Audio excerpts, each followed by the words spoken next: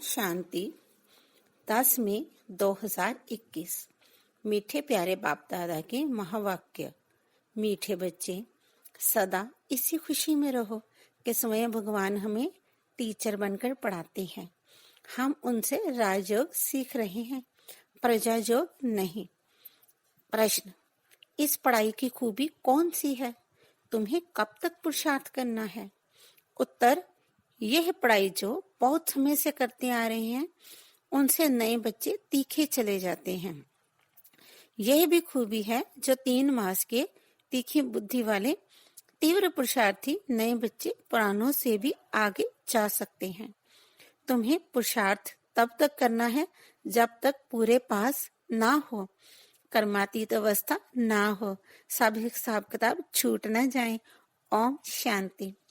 बच्चे कहाँ बैठे हैं? बेहद के बाप के स्कूल में। बहुत ही ऊंचा नशा होना चाहिए बच्चों को। किसके बच्चों को? बेहद के बाप के बच्चों को अथवा रूहानी बच्चों को। बाप रूहों को ही पढ़ाते हैं, गुजराती व मराठी को नहीं पढ़ाते हैं। वे तो नाम रूप हो गया, बाप पढ़ाते ही हैं रूहों को। तुम बच्चे भी समझते हो हमारा बेहद का बाप वही है जिसको भगवान कहते हैं। भगवानुवाच भी है जरूर, परंतु भगवान किसको कहा जाता है यह समझते नहीं है। कहते भी हैं शिव परमात्मा नमः। परमात्मा तो एक ही है, वह है ऊंचते ऊंच निराकार।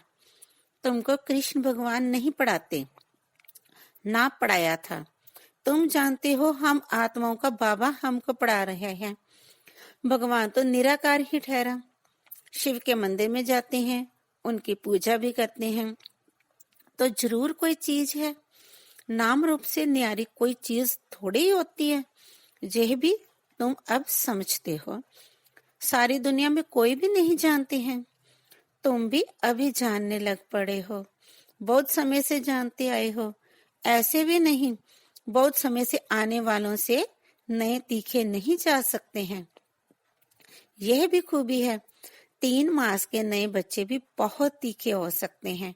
कहते हैं बाबा इस आत्मा की बुद्धि बहुत तीखी है।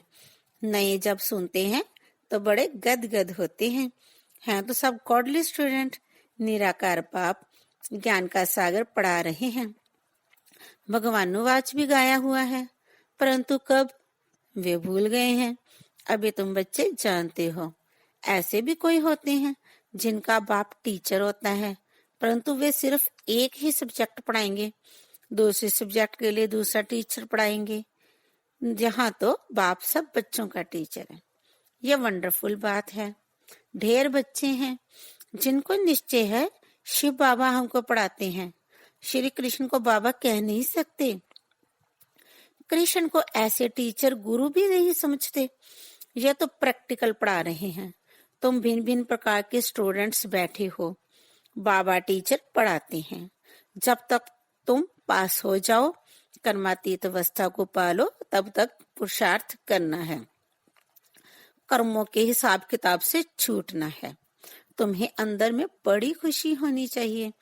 बाबा हमको ऐसी दुनिया में ले जाते हैं, और कोई ऐसे स्कूल होते नहीं जो बच्चे बैठे हों और समझे परम धाम निवासी बाबा आकर हमें पढ़ाएंगे।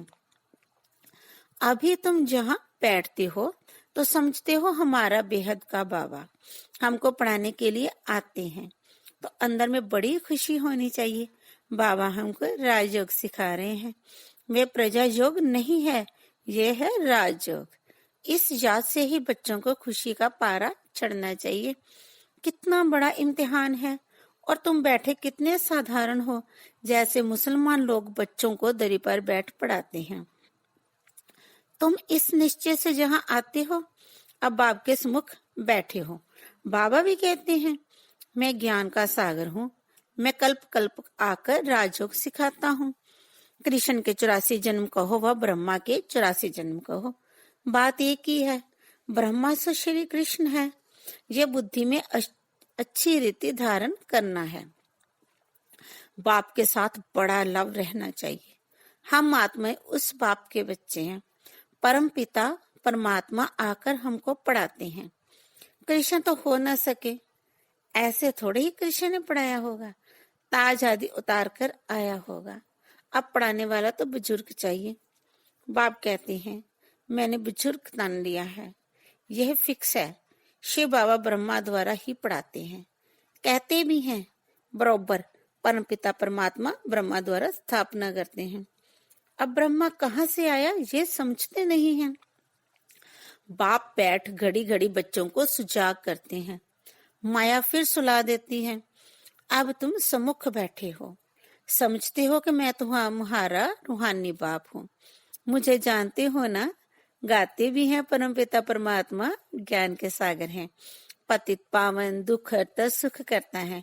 कृष्ण के लिए जे कभी नहीं कहेंगे, सबको इकट्ठा तो पढ़ा नहीं सकते। मधुबन में मुरली चलती है, वे फिर सब सेंटर्स पर जाती है। तुम अभी सम्मुख हो, जानते हो कल्प पहले भी बाबा ने ऐसे पढ़ाया था।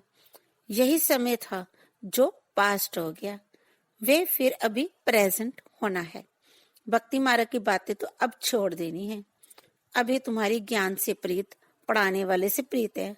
कोई कोई जब टीचर से पढ़ते हैं तो उनको सौगात देते हैं। ये बाबा तो खुद ही सौगात देते हैं। यहाँ आकर साकार में बच्चों को देखते हैं। ये हमारे बच्चे हैं, यह भी बच्चों को ज्ञान है। सब 84 जन्म नहीं लेते हैं, कोई का एक जन्म तो भी उसमें सुख दुख पास करेंगे। अभी तुम इन सब बातों को समझ गए हो। यह मनुष्य सृष्टि का सिचरा है। पहले नंबर में है ब्रह्मा सरस्वती आदि देव आदि देवी, पीछे फिर अनेक धर्म होते जाते हैं। वह है सर्व आत्माओं का बीज, बाकी सब है पत्ते। प्रजापिता ब्रह्मा सबका बाप है। इस समय प्रजापिता हाजिर है। यह बैठ शूद्र से कन्वर्ट कर ब्राह्मण बनाते हैं, ऐसे कोई कर ना सके। बाप ही तुमको शूद्र से ब्राह्मण बनाने आए हैं, फिर देवता बनाने लिए पढ़ा रहे हैं। यह है ही सहज राजयोग की पढ़ाई। राजा जनक ने भी सेकंड में जीवन मुक्ति को पाया, अर्थात स्वर्गवासी बन गया। मनुष्य गाते तो रहते हैं, परंतु फिर भी समझा नहीं सकते। अब बाप कहते हैं, बच्चे देही अभिमानी बनो। तुम अशरीरी आए थे, फिर शरीर लेकर पाठ बजाया, बरोबर 84 जन्म लिए हैं। बाप जो ट्रुथ है वह सत्य ही बताएंगे। राजधानी हुई ना, राजयोग एक थोड़े ही सीखेंगे। तुम सब अभी कांटों से फूल बन रहे हो। कांटा और फूल किसको कहते हैं ये भी अब तुम समझ रहे हो। ये है शीची कांटों की दुनिया। हम 84 जन्मों का चक्र लगाए नरकवासी हुए हैं। फिर से वर्ल्ड की हिस्ट्री ज्योग्राफी रिपीट करेंगे। हम फिर से जरूर स्वर्गवासी बनेंगे। कल्प कल्प हम बनते हैं। घड़ी घड़ी ये याद करना है और नॉलेज समझानी है। यह लक्ष्मी नारायण सूर्यवंशी थे।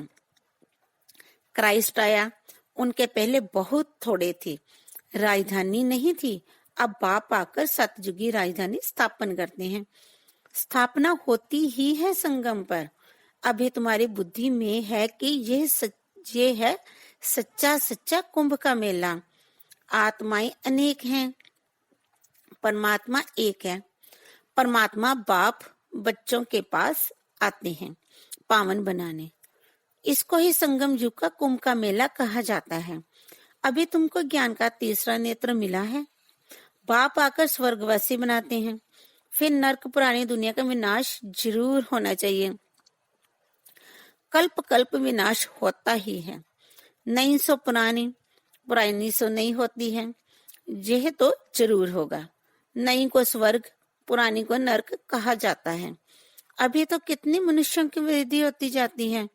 अनाज नहीं मिलता है तो समझते हैं हम बहुत अनाज पैदा करेंगे, परंतु बच्चे कितने पैदा होते रहते हैं, अनाज कहाँ से लाएं? अभी तुम बच्चों को यह खातरी है कि यह सारी दुनिया पुरानी खत्म होनी है। मनुष्यों को यह ज्ञान अच्छा भी लगता है, परंतु बुद्धि में कुछ भी बैठता नहीं है। तुम्हारी बुद्धि में है नरक के बाद स्वर्ग आएगा। सतयुग के देवी देवता होकर गए हैं। ये लक्ष्मी नारायण भारत के मालिक थे। चित्र है सतयुग में है आदि सनातन देवी देवता धर्म। अभी अपने को देवता धर्म के कहलाते नहीं हैं, इसके बदले हिंदू कह देते हैं। बच्चे अच्छी तरह से जानते हैं कि हम यह देवी देवता बन रहे हैं। बाबा हमको पढ़ा रहे हैं इन ऑर्गन्स द्वारा। बाबा कहते हैं नहीं तो मैं तुमको पढ़ाऊं कैसे, आत्माओं को ही पढ़ाते हैं क्योंकि आत्मा में ही खाद पड़ती है। अभी तुम्हारी बुद्धि में है। हम गोल्डन, सिल्वर, कॉपर, आयरन में 84 का चक्कर लगाकर आए हैं। अनेक बार यह पाठ बजाया है। इस पाठ से कोई भी छूट नहीं सकता। वो कहते हैं हमको मोक्ष चाहिए, लेकिन वास्तव में तंग तो तुमको होना चाहिए। 84 का चक्र तो तुमने लगाया है। मनुष्य तो समझते हैं आना और जाना होता ही रहता है, इनसे क्यों ना हम छूटे, परंतु यह तो हो ना सके। गुरु लोग भी कह देते हैं तुम मोक्ष को पाएंगे, ब्रह्म को याद करो तो ब्रह्म में लीन हो जाएंगे। अनेक मतांतर भारत में ही हैं और कोई खंड में इतने नहीं हैं।